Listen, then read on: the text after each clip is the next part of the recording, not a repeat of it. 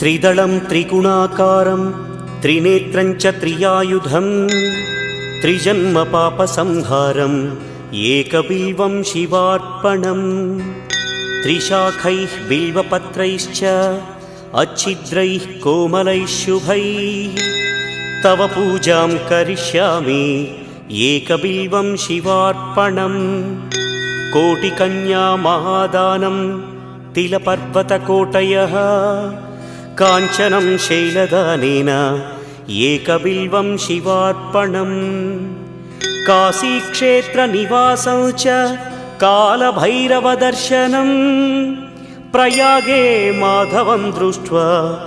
एकबिल्वं शिवार्पणम् इन्दुवारे व्रतं स्थित्वा निराहारो महेश्वर